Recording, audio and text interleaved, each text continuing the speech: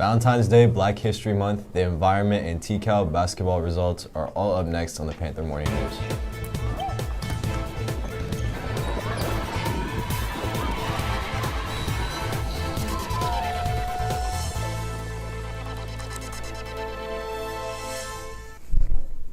Good morning, St. Mary's. I'm Molly. And I'm Colin. And in Student Life News, we start off today's show with our second special feature for Black History Month. Here is Gina from Inclusive Community with the Spotlight, who is no stranger in the Portland, Oregon community. Hello, I'm Gina Sorby from Inclusive Community, and today I will be spotlighting Crystal Dunn for Black History Month.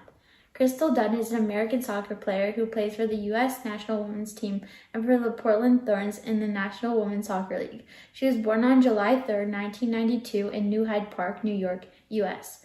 Dunn started playing at the age of 10 in a very competitive and tough environment.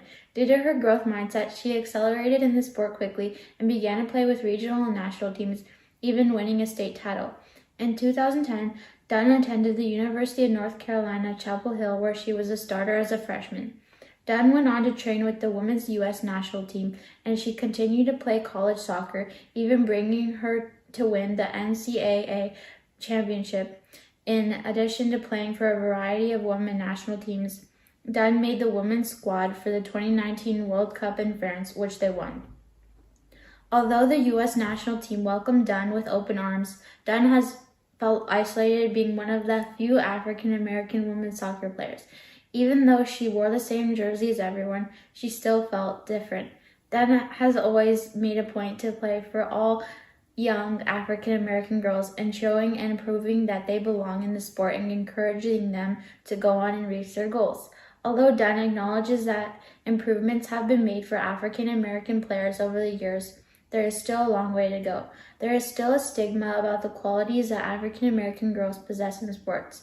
Dunn states, "As a Black woman, I have always felt growing up I had to do above and beyond stuff to be noticed, to feel like I could hang out with everyone else," she says.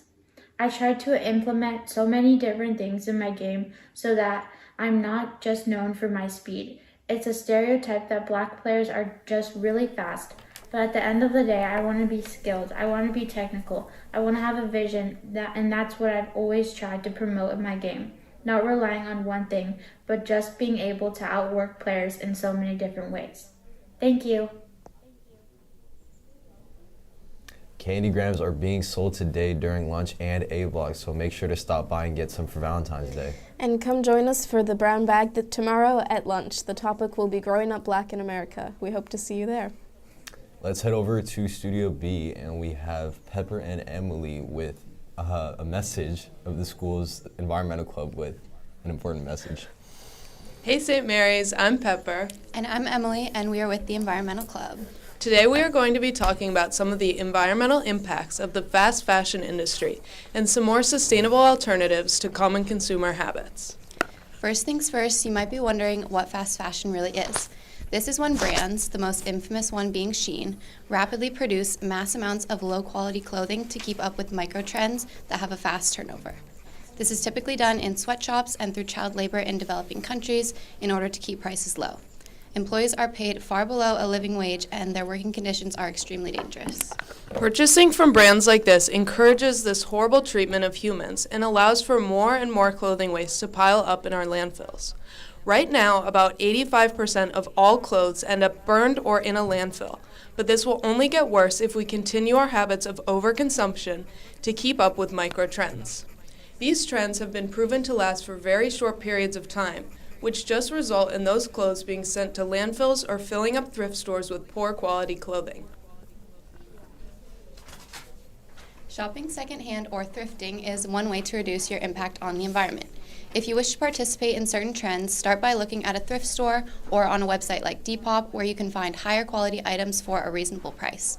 By not supporting fast fashion brands, your money is redirected from continuing the destructive effects of the fast fashion industry.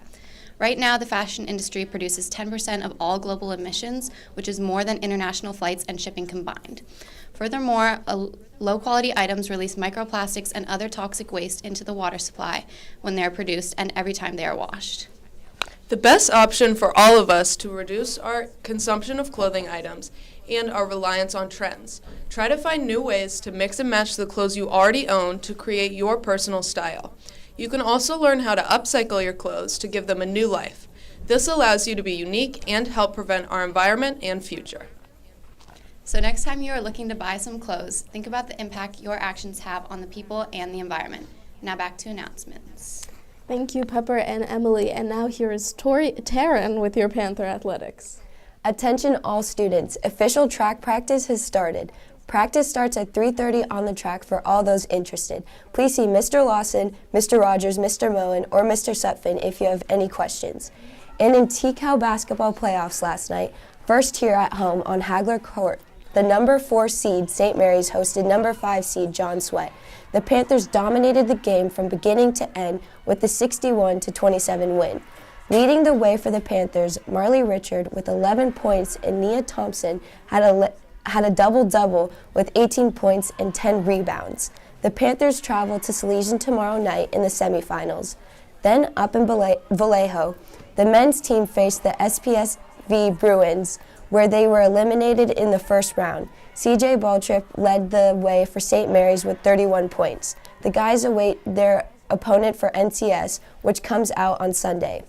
That's it for sports. There are no games today, but a whole lot of people on the track and field for practice, and tryouts today after school. Now back to Colin and Molly. Thanks, Taryn, and a very happy birthday today to Sophia Gruber Io Johnson-Vijant. and Anna Simmons. Happy, happy birthday from all of us to you. We wish you happy birthday so we can party too. Hooray! And we have Super Bowls, which is not to be confused with the Chiefs versus the Eagles this weekend. Market Growth Specials and wraps over in the Shea Center. That's it for today. Have a fabulous day, St. Mary's.